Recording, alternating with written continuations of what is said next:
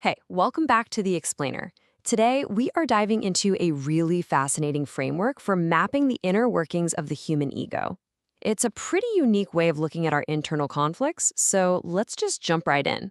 So, right off the bat, the source material hits you with this question, and it really gets to the heart of everything we're talking about today. Are you choosing to be right, or are you choosing to be happy? This theory suggests that this single choice, well, it defines a core conflict for every single one of us. And where does this conflict play out? Well, the source calls it a dystopian world of duality.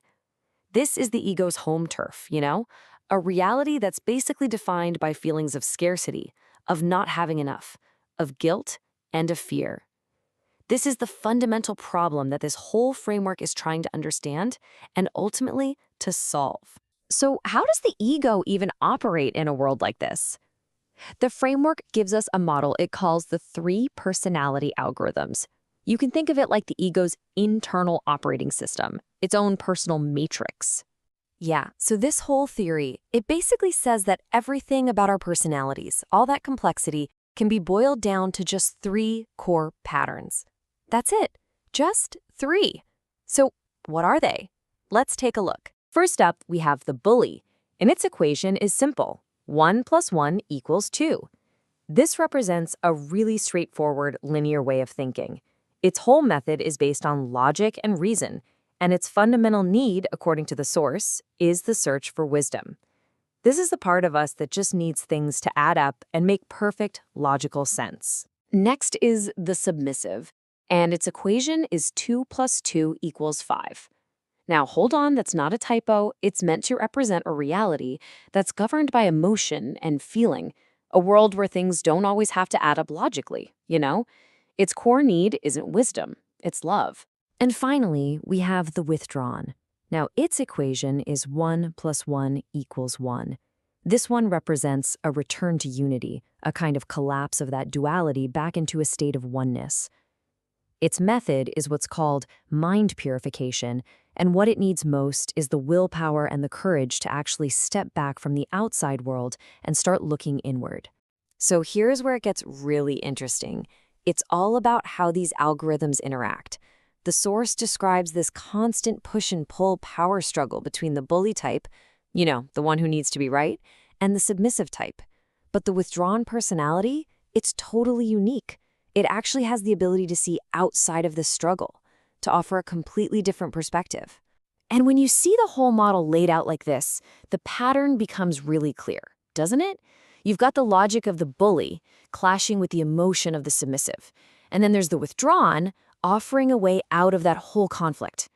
According to this framework, this is basically the map of all our internal struggles. But why? Why do we even have these conflicting parts in the first place? All right, let's move on and see how this all began. The source gives us this incredible metaphysical origin story that explains the why behind all this inner fragmentation.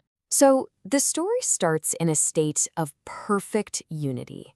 It's described as perfect oneness and perfect love, an existence where everything was whole, totally complete, with no division at all. And then, something happened.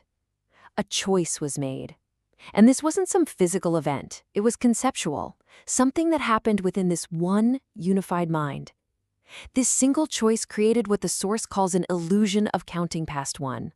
And that was the original split. The birth of duality from unity. But here's the crucial twist. The framework insists that this separation is only an illusion. It's all built on this principle that ideas leave not their source, which basically means our connection to that original oneness was never, ever truly broken. So this is how it all ties together. Those three algorithms, they aren't actually separate personalities. They're three facets of one single ego. The withdrawn is framed as our higher self, the bully is the lower self, and the submissive, well, that's the mask we show to the world. Okay, so if that's the diagnosis of our inner conflict, what's the prescription? What's the cure?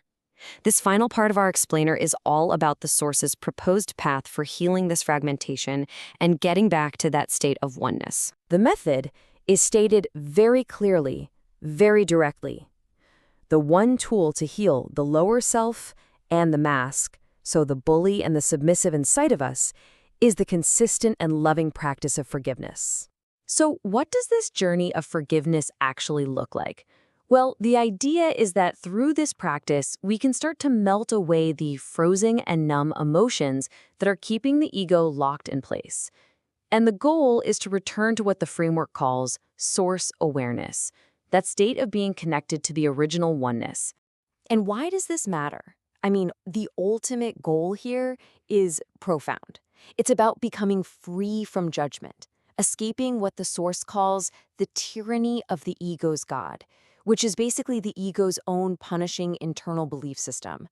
And, in its most complete form, the framework suggests this path could even end the cycle of birth and death itself. And that brings us to this final, really challenging thought from our source material. The practice of forgiveness continues until we are certain there is no one to forgive. It's a powerful idea, right? It suggests that in a state of true oneness, the very concept of forgiveness just becomes obsolete. And that leaves us with a lot to think about.